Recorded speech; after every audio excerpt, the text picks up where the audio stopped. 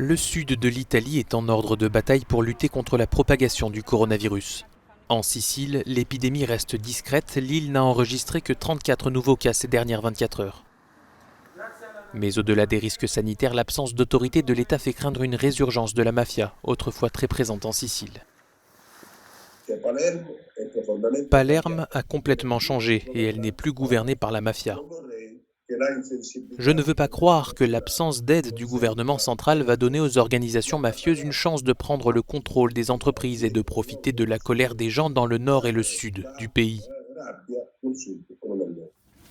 D'après les statistiques officielles, un Sicilien sur 4 vit dans la pauvreté. C'est beaucoup plus qu'en Lombardie, où une personne sur 10 est considérée comme précaire.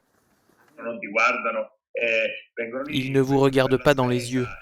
Ils viennent juste chercher leur nourriture et puis ils partent. Ils ont honte. Ils n'ont pas l'habitude de demander des choses. Ils ont toujours été habitués à vivre de leurs propres revenus. Ils sont maintenant dans une situation complètement différente.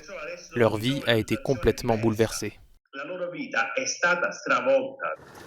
La différence de richesse entre le nord et le sud se ressent particulièrement en cette période de confinement et de rationnement de la nourriture. Certains ne peuvent plus acheter des biens de première nécessité.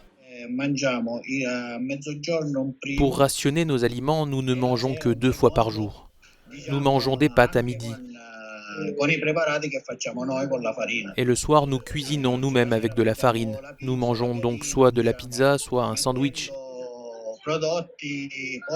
Mais nous utilisons généralement des ingrédients bon marché, comme des oignons, des poivrons, des tomates, sans utiliser des choses comme le jambon, le salami ou autres charcuteries que nous ne pouvons pas nous permettre.